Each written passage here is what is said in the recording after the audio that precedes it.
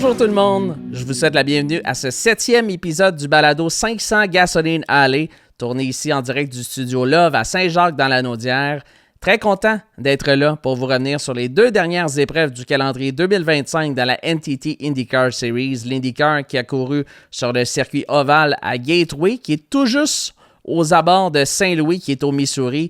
Mais du côté de l'Illinois, ce circuit du côté de Saint-Louis. Donc, c'est assez spécial comment c'est fait. Et lors de la dernière course à Road America au Wisconsin, le mythique circuit dans la ville d'Elkhart Lake, une piste très, très, très mythique aux États-Unis, qui est communément appelé le National Park of Speed au Wisconsin.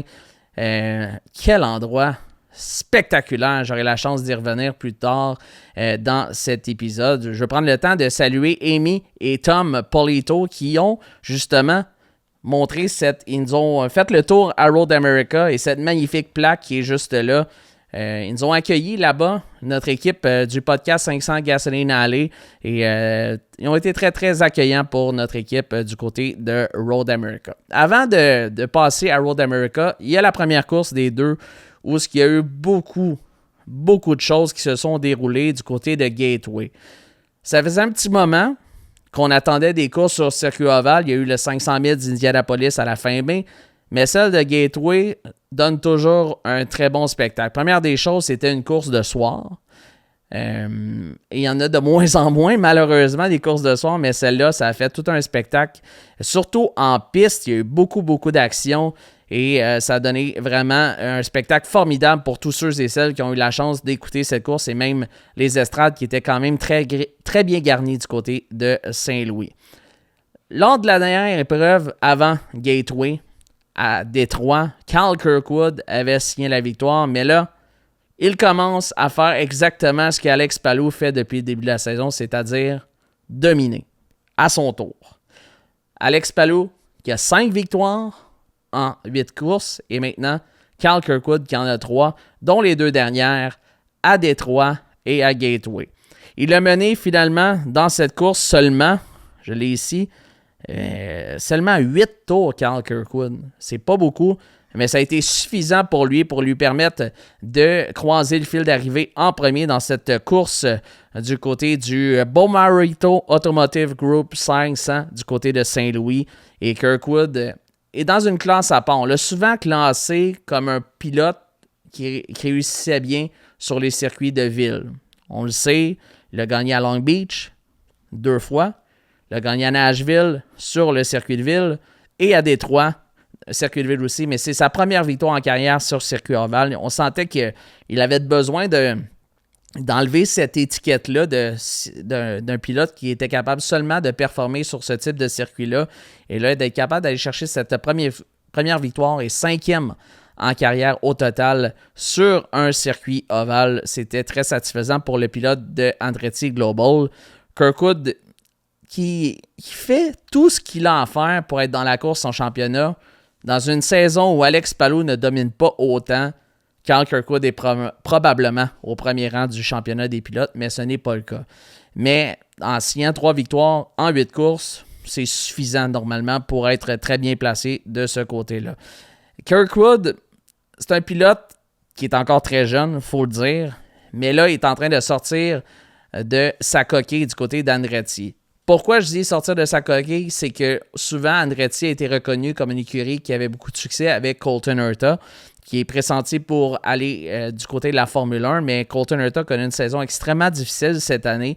Mais Kirkwood est vraiment rendu le pilote le plus rapide du côté d'Andretti. Et d'aller chercher 3 victoires sur 8 courses, c'est vraiment très, très bon dans son cas. Allons justement écouter les commentaires de Cal Kirkwood après sa victoire à Saint-Louis.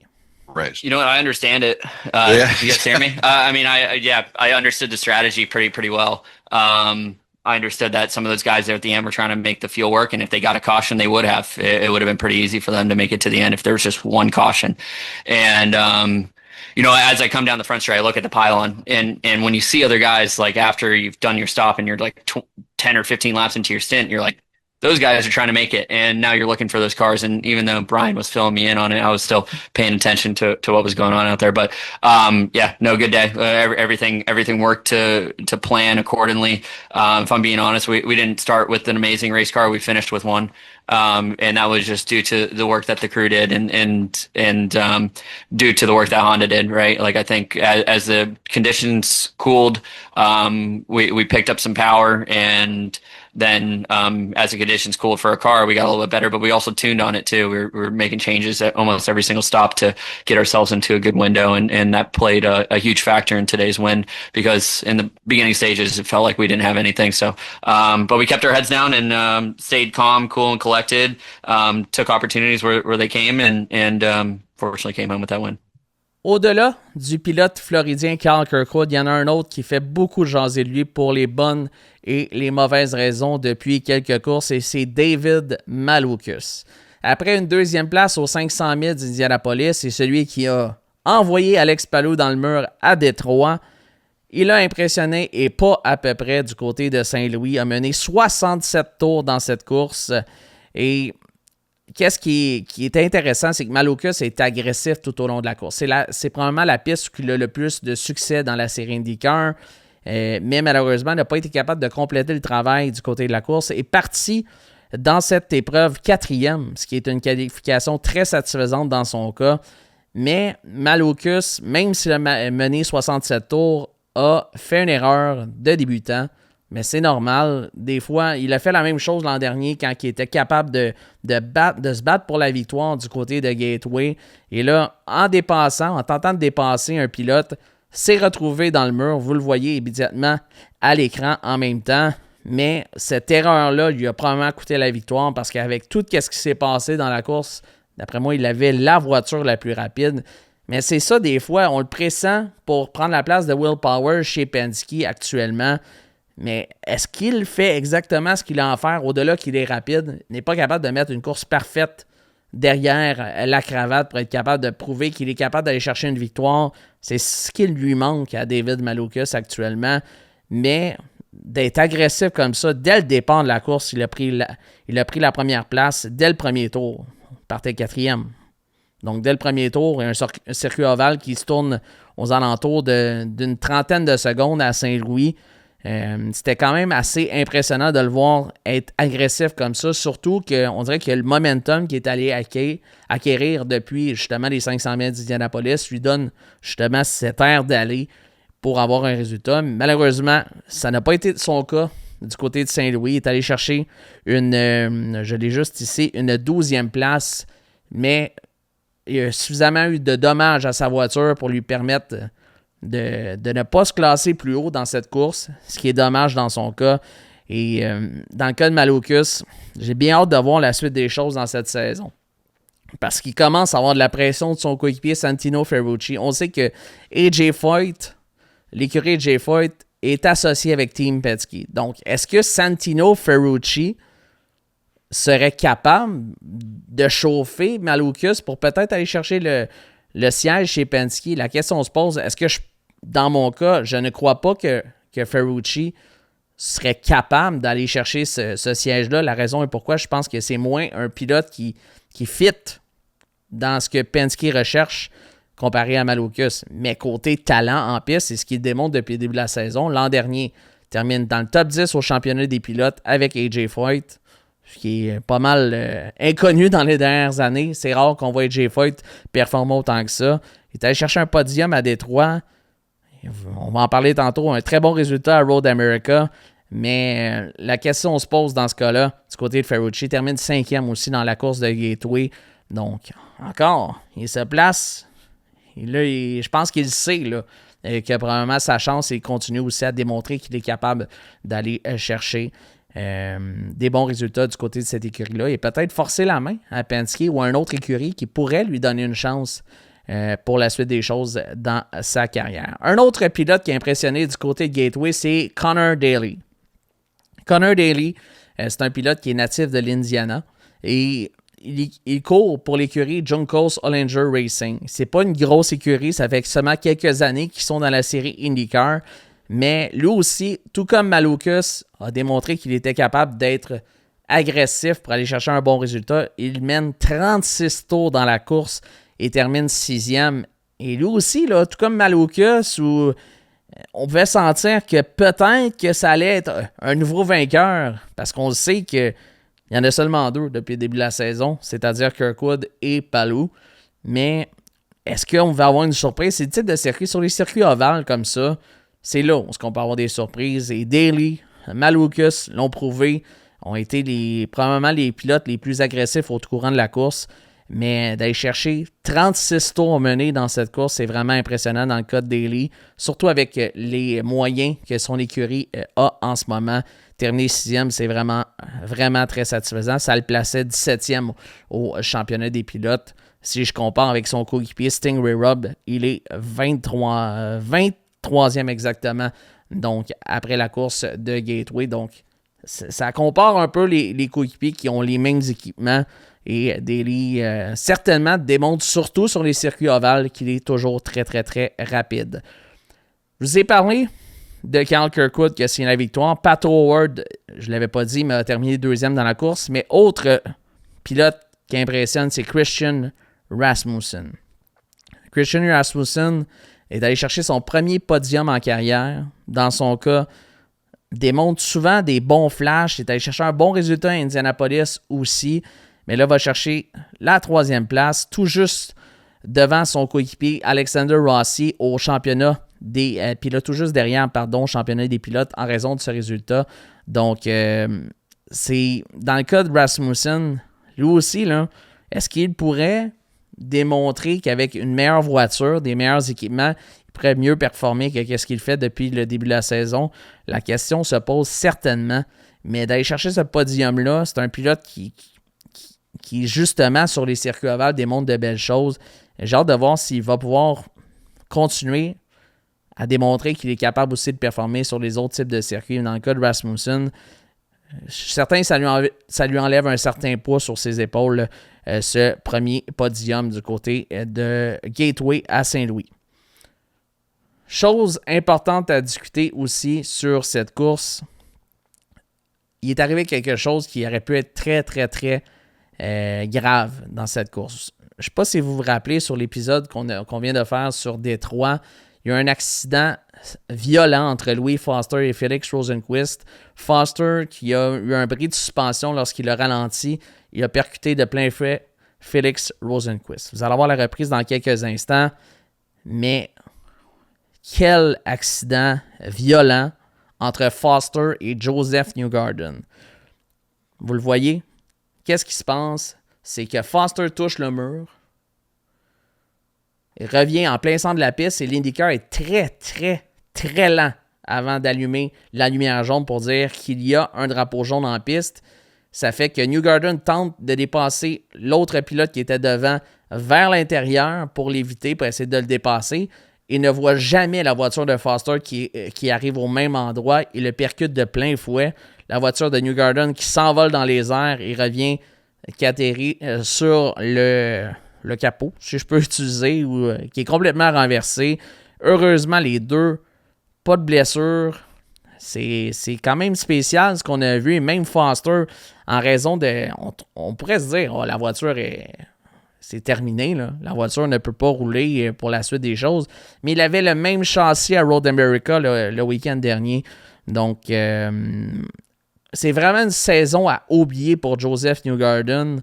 La même chose chez ses coéquipiers, surtout dans cette course du côté de Gateway. Mais il y a quelque chose...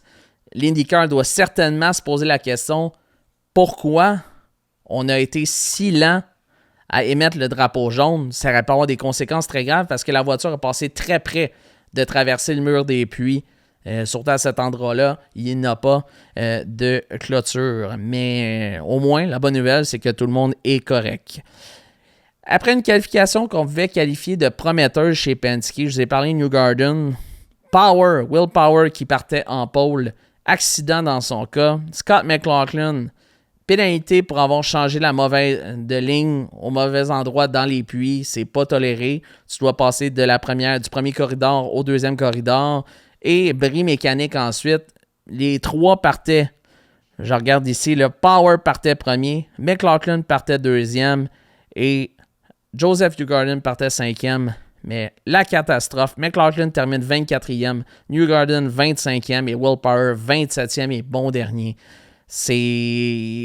On se demande ça va être quand la fin de semaine où que Penske, qui est toujours l'écurie à battre dans cette série-là, ben là, en ce moment, c'est pas mal Chip Ganassi, mais où est-ce que cette fin de semaine, ils seront capables d'aller chercher un résultat, une victoire. Ils sont pas capables. C'est loin d'être parfait dans le cas de Penske. Et on sentait vraiment que, suite à la qualification, qu'on se disait, ça va être là que ça va arriver, surtout que c'est une piste où ce que ces pilotes-là ont beaucoup de succès à Gateway. Ça n'a pas été le cas. Et c'est dommage parce qu'on sent que ça commence à rentrer dans la tête des trois pilotes qu'on n'a aucune chance depuis le début de la saison. Voici le top 10 de la course de Gateway. Je l'ai dit, Cal Kirkwood qui termine sur la plus haute marche du podium à ses côtés, Pato O'Ward et Christian Rasmussen. Scott Dixon va chercher un résultat satisfaisant en 4e place. Santino Ferrucci, 5e. Connor Daly, 6e. Rinus VeeKay, un autre beau résultat pour Rinus VeeKay qui va chercher la 7e position. En 8e place, Alex Palou. Donc, il n'a pas gagné, mais quand même est capable d'aller chercher des bons points de championnat en terminant 8e. Marcus Armstrong termine 9e. Et en 10e place, une belle surprise chez Prema, Robert Schwartzman qui va chercher le top 10. Beau résultat pour Schwartzman, cette 10e place. On peut dire, 10e, pas très très bon, mais dans son cas, un pilote recru qui commence à courir sur circuit ovale. Oui, il est allé chercher la pole à Indianapolis, mais d'aller chercher un top 10 ensuite, c'est vraiment satisfaisant. Donc, vraiment, beaucoup d'actions dans cette course. Il y en avait, j'aurais pu en parler pendant des heures et des heures tellement qu'il est arrivé des choses, mais ça donne le retour sur la course de Gateway.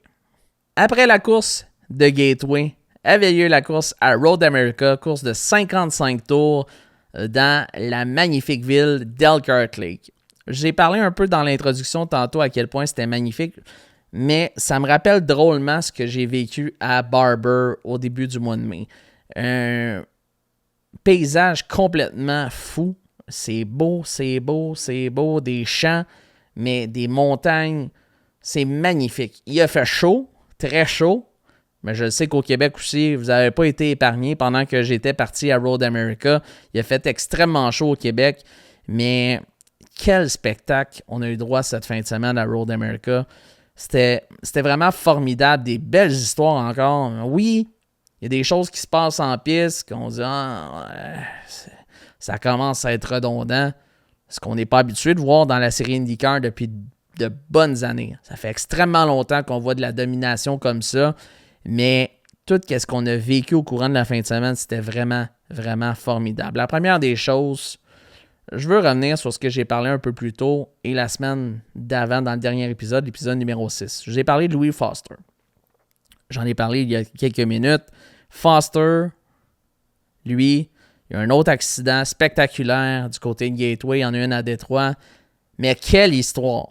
Il va chercher la pole position à Road America avec le même châssis, la même voiture qui a eu l'accident avec Joseph Newgarden à Détroit. C'est complètement fou. Oui, il y a eu des parties de la voiture qui ont été réparées, mais d'aller chercher la pole position, c'est sa première pole position en carrière. C'est un pilote recru. D'aller chercher ça, wow, honnêtement, il n'y a pas personne qui aurait pu s'attendre à ça. Il était tellement malchanceux dans les 2 dernières courses, mais là, je pense que malgré les 2 accidents violents qu'il y a eu à Détroit et à Saint-Louis, il peut se dire, ouais, peut-être que la chance est revenue de mon côté. Et ça faisait du bien de voir, autant qu'on l'a vécu avec Schwartzman au Indy 500, de voir un autre pilote recru aller chercher une pole position.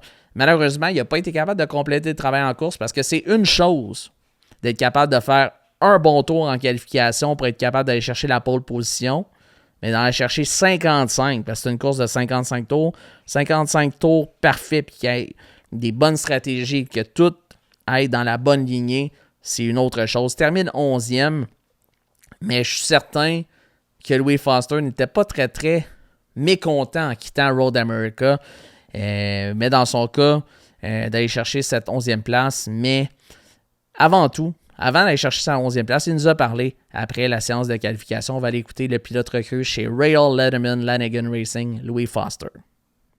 If I'm honest, we kind of struggled a little bit throughout the free practices. And when we got through to the fast 12, I was surprised because I messed up my lap. And we were sitting there before the fast, the group stage, the fast 12 stage. And I said to the guys, I was like, I don't think I have the car to make it through the fast 6. And I was like, do you want to just throw some used tires on, maybe get a spot or two and see how it goes? But they were confident in the ability of the car and myself to be able to push it into the fast 6, which obviously was the right call in the end.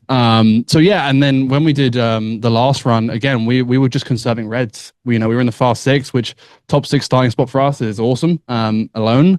So again, we just ran out. We did out lap and push on the used reds. And by the time I went through turn 1, I was about 2 tenths up, and then maintained that throughout the lap, gained about a tenth or so in a couple of corners. But yeah, the reds held on really, really well, clearly. And yeah, still a little bit in shock. Donc, comme vous avez pu voir, Louis Foster très, très, très content de cette première pole en carrière. Mais on peut le comprendre, surtout après tout ce qu'il a passé au travers au courant du mois de juin. Et il a des bonnes raisons d'être satisfait de cette séance de qualification. Malgré la 11e place, c'est correct. C'est quand même un résultat pour lui qu'il place cette 11e place. Elle le place au 23e rang du championnat des pilotes. On sait que le top 22 obtient un boni, une somme d'argent lorsque tu te classes dans les 22 premières places. Donc, cette 11e place te permet d'être tout juste derrière la 22e, mais il reste pas mal de courses aussi. C'était seulement la 9e course de la saison. Oui, seulement, mais ça fait déjà 9 courses, devrais-je dire, du côté de Road America. Là, je vous ai parlé de la qualification, mais vous vous demandez sûrement qui a remporté la course. Ben oui, Alex Palou, 6e victoire cette saison, mais pour une fois, on ne peut pas dire que c'est lui qui a réussi à se placer là parce qu'il est dominant. Je pense que c'est un concours de circonstances, une stratégie formidable de son stratégiste Barry Wanzer. Il a sauvé assez d'essence pour être capable de rallier le fil d'arrivée en premier sans être obligé de s'arrêter une dernière fois dans les puits. Il y a eu beaucoup de neutralisation. Ça a vraiment pris une stratégie formidable de Barry Wanzer. Mais là, il est rendu à 6 victoires en 9 courses. Il domine. Il domine. C'est une question de temps, selon moi, avant qu'il se retrouve en Formule 1. Je pense qu'on est rendu là. C'est important que j'en parle parce que c'est sorti au courant de la semaine que du côté de Williams, on l'a considéré l'an dernier pour prendre la place, le siège qui était vacant au terme de la saison, siège qui a finalement été pris par Carlos Sainz Jr., mais Palou qui a été considéré par le responsable de chez Williams, mais là, 6 victoires en 9 courses, je suis sans mots.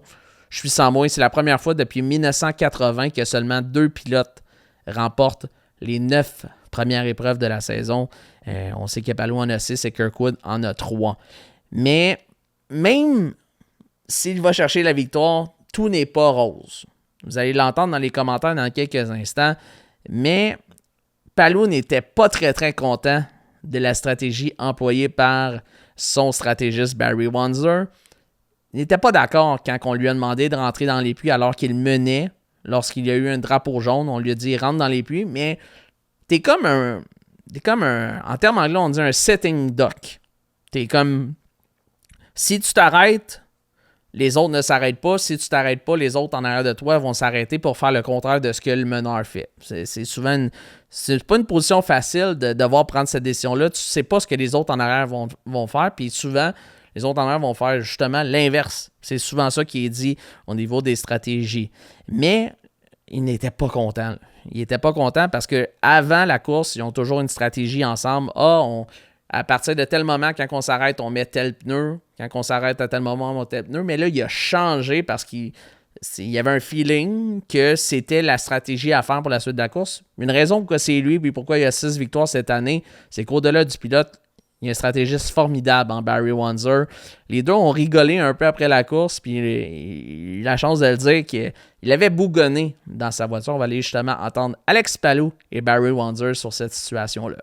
From inside, it just felt like there was a lot going on, lots of yellows, obviously, that were shaking how we were looking. Like, we were looking really bad at the beginning, then really good, then terrible, then really good. Like, it was tough to be up there. But yeah, we just had to stay focused on battling against the people who were on our strategy. I didn't agree with Barry's strategy call. I got to be grumpy for a couple of laps, and then I saw it was working out, and I started saying thank you again. So it was interesting, but for sure we got that win because of the team that we had on both pit stops and strategy. They made it look really good, and HRC that gave us the mileage we needed to gamble and to make it with that stop that we did. And Barry, when he's grumpy like that, just how grumpy is he? Well, he doesn't get grumpy. So when he is grumpy, I know he's really mad and questioning what we're doing. But I don't know if you were following that race. We didn't know we were on the right strategy till like 10 to go. You know, I mean, we're reacting based on what we think's happening. There was obviously a lot of cautions this race, but we made some strategy changes on the tires during the race that we went against what we all agreed on before the race. Yeah. So he wasn't really happy about that, but we saw what our competitors were doing, who we were racing, so we had to make that change to be able to stay with them and beat them. So, and it worked out. Look, today was luck to be on the right strategy because it was hard. There were several different strategies going on. C'est quand même drôle d'avoir 6 victoires en 9 courses. T'as le talent, mais t'as un coéquipier, un stratégiste formidable comme Wanzer et que tu trouves quand même à questionner ce qu'il prend comme décision.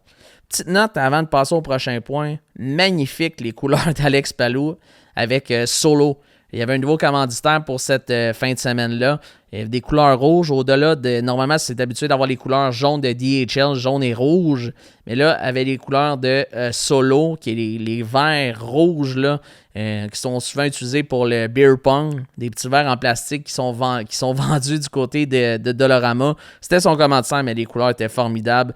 Et quelle façon de remercier ce commanditaire-là, d'aller croiser le fil d'arrivée. Beaucoup de visionnement pour ce commanditaire-là du côté de Road America.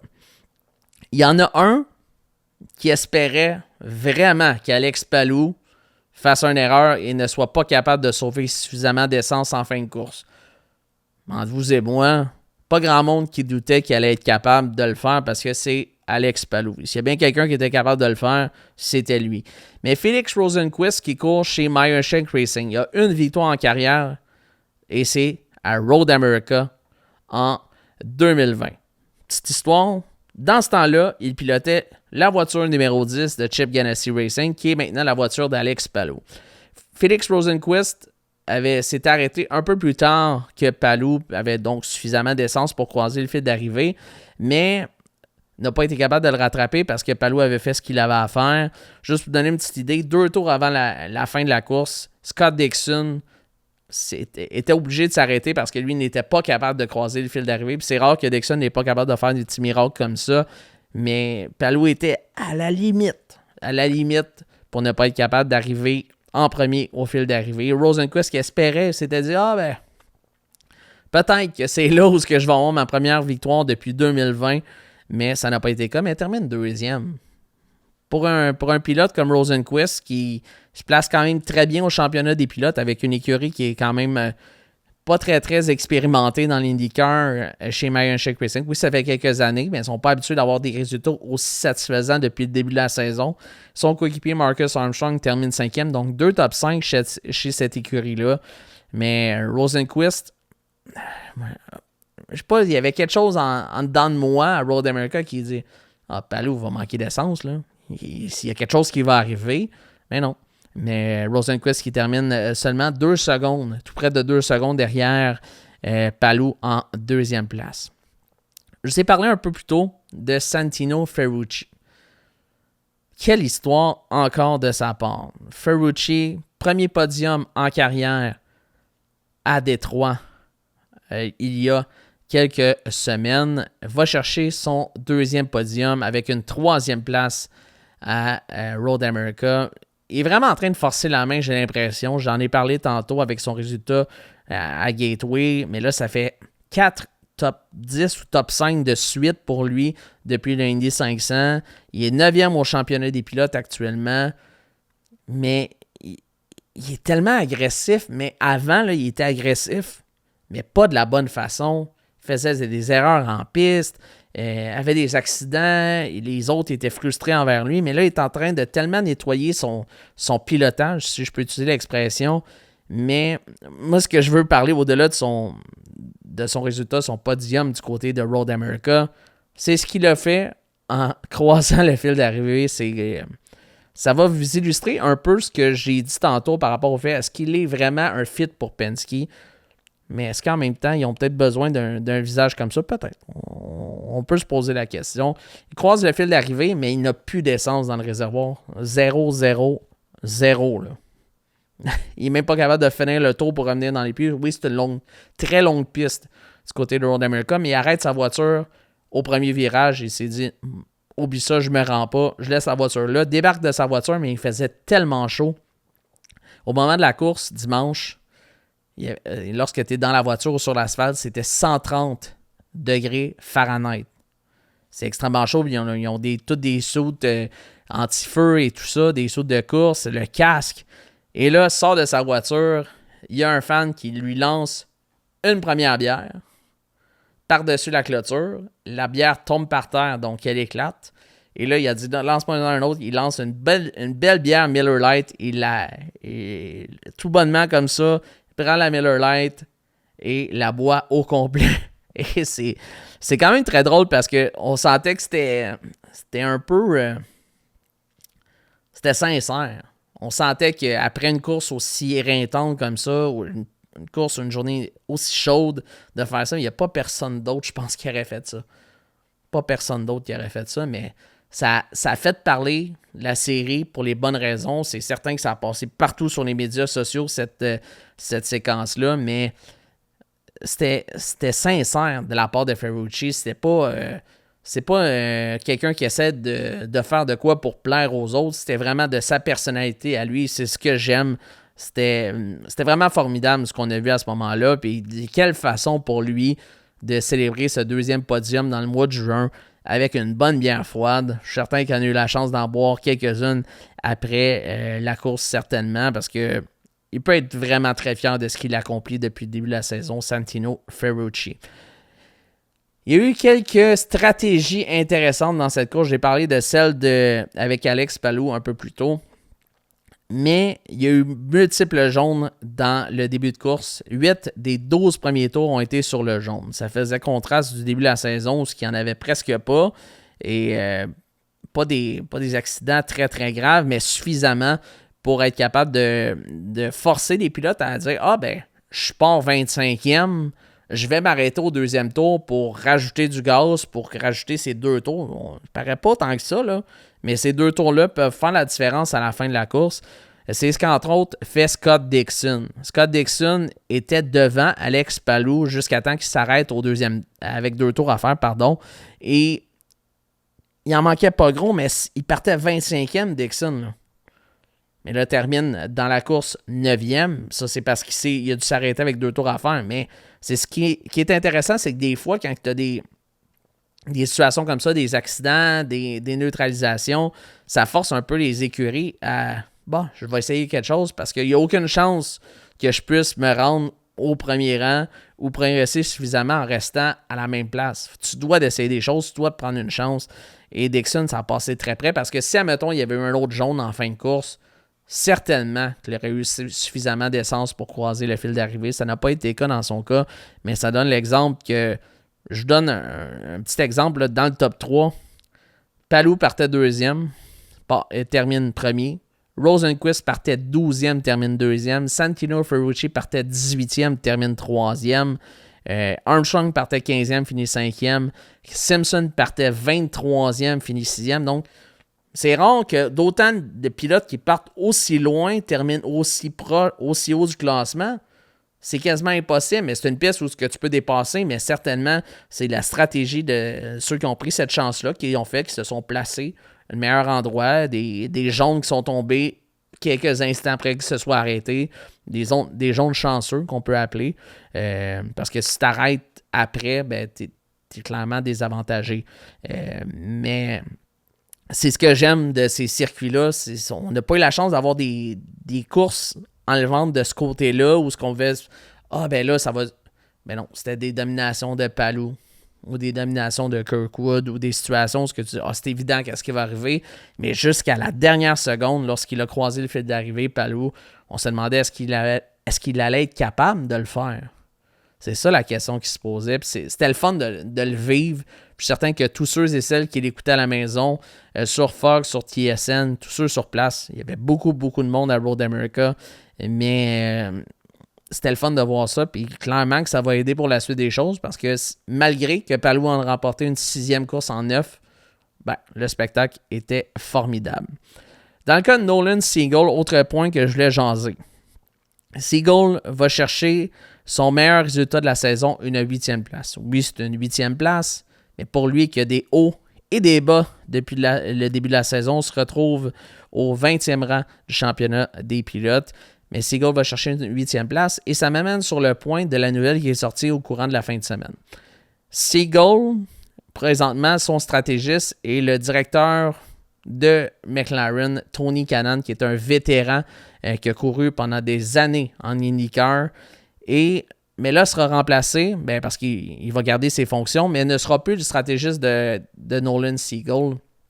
Ce sera Cal Moyer. Cal Moyer, si ça vous dit quelque chose, c'était un des 3 chez Penske qui s'est fait congédier après tout la tumulte des 500 000 d'Indianapolis, mais c'est un des gars les plus respectés dans la série. Moi, je pense pas qu'il avait nécessairement sa part de responsabilité dans ce qui est arrivé, mais en étant directeur général des opérations chez Penske, était un peu dans une situation où on n'a pas le choix. Si on enlève Cindric, Rosuski, on doit aussi enlever Cal Moyer. Mais dans le cas de Moyer, se retrouve une place chez McLaren qui est vraiment pas une mauvaise place pour lui. Et dans son cas, était très convoité par les autres écuries. C'est ce qui est sorti au courant de la fin de semaine. Mais là, va pouvoir venir épauler le jeune Seagull qui essaie de sortir de sa coquille. C'est compliqué actuellement. Mais je suis certain que chez McLaren, on commence certainement à se poser des questions, à savoir s'il est prêt à avoir ce siège-là. Si on compare à ses deux coéquipiers, Howard et Lundgaard, c'est pas nécessairement le cas actuellement. Mais je pense qu'avec Cal Moyer, qui a très bien fait avec Scott McLaughlin, que lui, arrivant en IndyCar avec aucune expérience sur ce type de voiture-là, et il est capable d'avoir des bons résultats, a gagné des courses, des pôles, entre autres aux 500 000 d'Indianapolis l'an dernier. Mais bien hâte de voir à partir de la prochaine course à Mid-Ohio s'il y aura des dividendes chez le jeune pilote natif de la Californie aux États-Unis. Je vous ai parlé de Gateway, comment ça avait été des déceptions du côté de Penske, et en voilà une autre. Mais surtout une pour Joseph Newgarden. Je sais pas qu'est-ce qui se passe. Je sais vraiment pas ce qui se passe. Première des choses, à Détroit, lorsque je l'ai vu, il y a tout le temps un bullpen où on a la chance de faire des entrevues avec les pilotes. On lui posait des questions, des réponses de un mot, désintéressé. C'est pas le pilote que je reconnais de l'habitude parce que Newgarden a toujours été un visage pour la série, mais en ce moment, il ne le démontre pas et il n'obtient pas de résultats. Au championnat des pilotes, Newgarden, en ce moment, là, je dois chercher loin là, pour le trouver, il est 17e. C'est un double champion des 500 000 d'Indianapolis aussi, mais là, incapable d'aller chercher des bons résultats. Termine 25e à Road America, mais la raison de sa 25e place, c'est ce qu'il a fait une erreur en piste. Là, ça fait quelques fois, là. OK, à Gateway, c'est une situation, il ne devait pas s'attendre à ce que la voiture tombait là, et en fait, il ne l'avait même pas vu, et s'il y avait eu le jaune, il l'aurait pas fait. Ce qu'il a fait parce qu'il ne savait pas. Ça, c'est une chose. Mais des erreurs, de la malchance, Tu sais, des fois, on dit que le karma peut peut-être s'occuper de ce qui se passe dans la vraie vie, mais c'est exactement ça. Parce qu'on sait que les 2 dernières années chez Penske, ça a été un peu compliqué avec les scandales. Encore cette année, au 500 000 d'Indianapolis. Mais là, on se retrouve 17e et termine 25e à Road America. C'est un peu inexplicable dans le cas de Newgarden. C'est un peu spécial ce qu'on vit depuis le début de la saison. Est-ce qu'il va être capable de sortir de cette torpeur? Est-ce qu'il sera capable? La question se pose. Mid-Ohio est capable de gagner, a déjà gagné il y a quelques années de ce côté-là. Iowa, c'est certain qu'il va être le plus rapide, toujours très rapide sur les circuits ovales, dont à Iowa. Mais là, terminé 25e et 17e au championnat des pilotes, c'est quand ça va s'arrêter? Dans le cas de Newgarden, la question se pose. Aussi, autre déception dans cette fin de semaine-là, c'est Christian Lundgaard. Pour moi, il était le pilote qui avait peut-être une chance de croiser le fil d'arrivée en premier, Lundgaard. Mais il a fait une erreur technique en piste, perdu le contrôle de sa voiture dans le Canada Corner. Mais ça commence à être... Il y a tellement eu des hauts en début de saison, mais là, c'est des bas. Et là, il glisse de plus en plus au championnat des pilotes. Dans le cas de Lundgaard, il est présentement, je l'ai juste ici, il est 6e à 158 points d'Alex Palou. Oui, Palou domine, mais d'aller chercher une 24e place, on sentait qu'il était le plus rapide dans sa stratégie du côté de Road America. Malheureusement, il n'a pas été capable. Mais c'est ça, il manque un autre qui manque un petit quelque chose. Kirkwood, il a le petit quelque chose d'aller chercher des victoires pour être capable d'accoter ce que Palou fait depuis le début de la saison. Du moins, essayer. Ce qui est quand même très difficile. 6 victoires en 9 courses. Mais dans le cas de Lundgaard, on dirait que là, ça commence à lui rentrer en tête. Je note quelque chose qu'il m'avait dit à Détroit. Il a dit, moi, je regarde pas ce que les autres dans mon écurie font, ce que la voiture de Pato O'Ward, moi, je me concentre sur moi.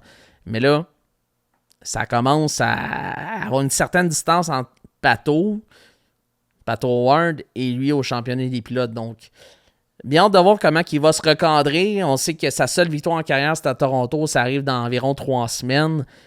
Bien hâte de voir s'il peut se ressaisir à partir de Mid-Ohio parce que en ce moment, c'était son opportunité à Road America. Je vais simplifier ça comme ça. C'était son opportunité d'aller chercher une victoire.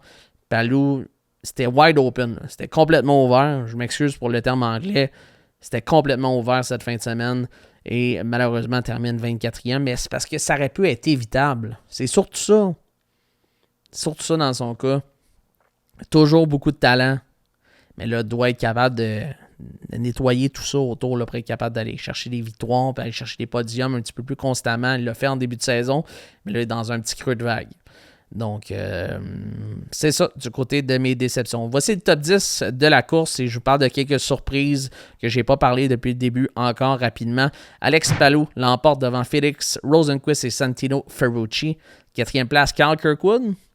Kirkwood, j'en ai pas parlé dans cette course, mais encore, va chercher une 4e place. Sentait qu'il n'avait pas nécessairement la voiture pour être capable de compétitionner pour la victoire, mais va maximiser ses points en allant chercher une 4e place. C'est formidable du côté de Kirkwood. Marcus Armstrong termine 5e. En 6e place, Kyffin Simpson. Un autre qui est jeune, très jeune, qui a beaucoup d'argent, mais qui tarde à éclore. Mais là, il est maintenant 16e au championnat des pilotes et commence à aller chercher des résultats. Il est de mieux en mieux en qualification. Oui, il est parti 23e, mais généralement, il va chercher des meilleurs qualifs. Mais là, il va chercher une 6e place.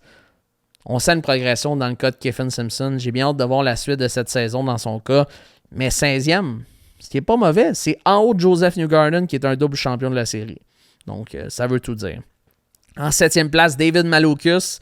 Malukas qui partait du côté de la 7e place aussi. A fait une erreur dès le premier tour, s'est retrouvé dans le bac à gravier, a dû rattraper, mais termine 7e.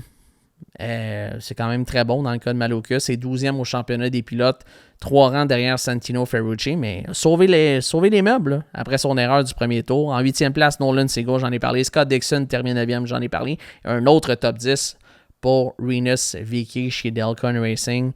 Encore un petit résultat à noter dans le cas de VeeKay, qui est maintenant épaulé par l'ingénieur Michael Cannon, natif de Montréal, que j'ai eu la chance justement de jaser. J'ai pas d'entrevue encore à vous présenter parce que du côté de Delcon, on m'a pas encore donné l'autorisation de le faire, mais j'y travaille fort pour une prochain épisode, d'avoir une entrevue avec Michael Cannon, qui est un des ingénieurs les plus reconnus dans la série IndyCar.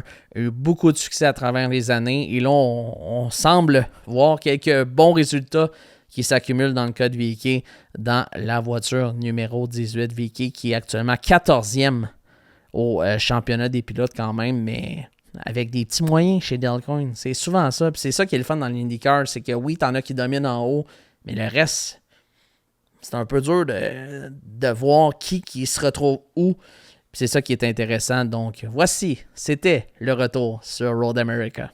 Donc après 9 courses, voici le championnat des pilotes dans la série IndyCar. Pas de surprise, Alex Palou qui domine à 386 points après 9 courses, devant Cal Kirkwood qui est deuxième, qui a 93 points de retard. C'est tout près de 2 courses d'avance pour Palou. Mais il y a des courses qui s'en viennent, qui vont peut-être lui donner des maux de tête. Il a quand même été capable de gagner là, du côté de Mid-Ohio par le passé. Mais Kirkwood qui a 93 points de retard. En troisième place, c'est Pato Howard à 111 points de retard. Il y a une double égalité en quatrième place entre Felix Rosenqvist. J'ai parlé de sa deuxième place, mais là, il est quatrième au championnat des pilotes chez Meyer Shank Racing. Il est constant depuis le début de la saison. Il est à égalité avec Scott Dixon, qui est 6 fois champion de la série IndyCar. En sixième place, c'est Christian Lundgaard, qui a 158 points de retard. Will Power, 189 points de retard. Son coéquipier Scott McLaughlin, 196 points de retard en 8e place. Et double égalité en 9e place entre Santino Ferrucci et Colton Herta. Les deux ont 202 points de retard sur Alex Palou, ce qui est quasiment 4 courses d'avance, qui est impensable. C'est une domination complète d'Alex Palou après 9 courses. Oui, il n'a pas gagné les 9 courses, mais on voit que malgré tout, Pat Howard, qui n'a pas gagné, se retrouve troisième, mais pas très très loin. Donc, et je vais y revenir quand je vais faire ma préparation pour Mid-Ohio. Mais c'est un pilote qui a gagné à Mid-Ohio l'an dernier. Donc, est-ce qu'il serait capable d'aller chercher des points lors de la prochaine course? Ce sera certainement à surveiller. Autre nouvelle qui a circulé au courant de la fin de semaine, en fait, c'est l'IndyCar qui l'a annoncé. C'est qu'on a enfin confirmé qu'en 2028, on aurait une nouvelle voiture dans la série IndyCar. Ça faisait un petit moment qu'on n'avait pas changé le châssis et ce châssis sera produit par Dallara. Et le châssis va avoir je vous cite dans mes propres mots ce que l'IndyCar a annoncé. On annonce que le châssis va avoir un look pour attirer un petit peu plus la nouvelle génération, mais sans trop se départir du look qui fait qu'on sait que c'est une IndyCar. C'est pas une Formule 1, c'est pas un NASCAR. On veut pas se dépayser tant que ça, mais on veut quand même être capable de dire, on va attirer les plus jeunes qui ont besoin de ce look un petit peu plus farfelu que par le passé. Autre point qu'on a annoncé par rapport à ça, c'est que ça va réduire le poids des voitures de 85 à 100 livres. Vous allez me dire, ça paraît pas grand-chose, ça. Mais dans le poids d'une voiture à la vitesse qu'ils vont, ça fait toute une différence. Ce sera un moteur 2.4 litres à double turbocompresseur V6. Autre changement de ce côté-là, et on fera des tests en piste dès le début de l'année 2026. Donc, ça va arriver vite, mais au début, on pensait que ça allait arriver pour 2027, mais je pense qu'on a bien fait du côté de la série IndyCar. On a assez de problèmes avec le hybride. Là. Ça fait quelques courses qu'on a un peu la paix avec les petits problèmes d'hybride. On s'attendait à Road America, je reviens sur Road America, on s'attendait à ce qu'il y ait des problèmes en raison de la température chaude qui annonçait le week-end dernier. Pas eu de problème. C'est formidable, donc sinon c'est certain que tout le monde aurait sauté sur l'occasion pour critiquer l'hybride, mais ça n'a pas été le cas. Donc bien hâte de voir quand on va la sortir, ce fameux look-là. On l'a annoncé aux écuries lors du dernier week-end, donc selon moi, c'est peut-être une question de temps avant que ça sorte dans les médias. Bien hâte de voir ça. Ce sera certainement quelque chose qu'on aura la chance de discuter d'ici la fin de la saison. En tout cas, espérons-le. Sinon, ce sera pour 2026. Et maintenant, la prochaine course dans la série IndyCar aura lieu à Mid-Ohio, ce qui fait que je change de casquette et je pense à la casquette de Mid-Ohio de 2024. Ça devient un peu la coutume. Des petits souvenirs quand on se déplace. On a la chance quand même de se déplacer quelques fois depuis le début de la saison. Mais Mid-Ohio, ma piste fétiche. Je vais vous dire ça comme ça. Oui, Indianapolis Motor Speedway qui que tout le monde adore. Mais Mid-Ohio, pour moi, ça m'amène tellement de souvenirs. Les premiers voyages que j'ai fait avec mon père dans le début des années 2000, c'est une piste que j'adore. J'ai bien hâte d'être là le week-end prochain, dans 2 fins de semaine, lors de la prochaine course de la série IndyCar, course de 90 tours. Le drapeau vert est prévu pour 13h22 heure de l'Est sur Fox et sur TSN, à confirmer sur quel canal sur TSN. TSN Plus, toujours capable de le diffuser là-dessus aussi. Je vous rappelle encore une fois que Pato O'Ward a remporté la course l'an dernier. Est-ce qu'il sera capable d'aller chercher cette première victoire en 2025? On va surveiller ça.